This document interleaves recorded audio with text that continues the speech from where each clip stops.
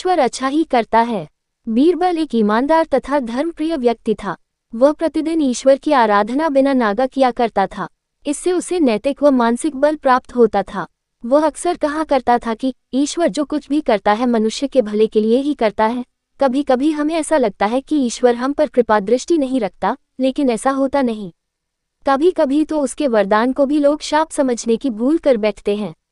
वह हमको थोड़ी पीड़ा इसलिए देता है ताकि बड़ी पीड़ा से बच सके। एक दरबारी को बीरबल की ऐसी बातें पसंद न आती थीं।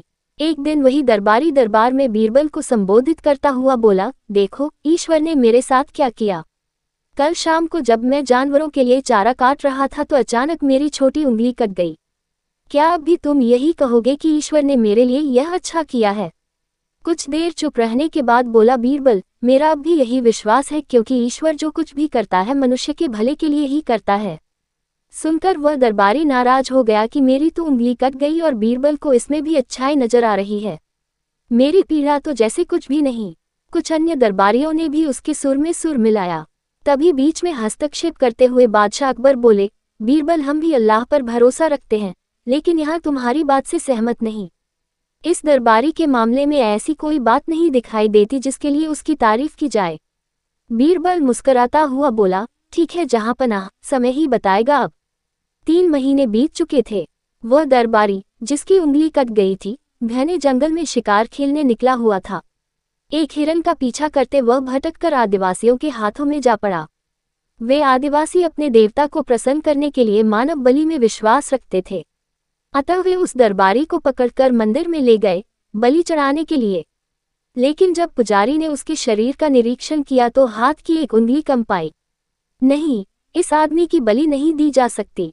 मंदिर का पुजारी बोला, यदि 9 उंगलियों वाले इस आदमी को बलि चढ़ा दिया गया तो हमारे देवता बजाय प्रसन्न होने के क्रोधित हो जाएंगे। अधूरी बलि उन्हें पसंद नहीं।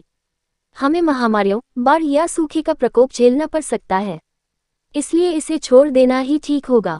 और उस दरबारी को मुक्त कर दिया गया। अगले दिन वह दरबारी दरबार में बीरबल के पास आकर रोने लगा। तभी बादशाह भी दरबार में आ पहुंचे और उस दरबारी को बीरबल के सामने रोता देखकर हैरान रह गए।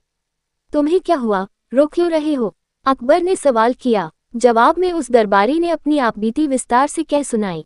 वह बोला, अब मुझे विश्वास हो गया है कि ईश्वर जो कुछ भी करता है मनुष्य के भले के लिए ही करता है।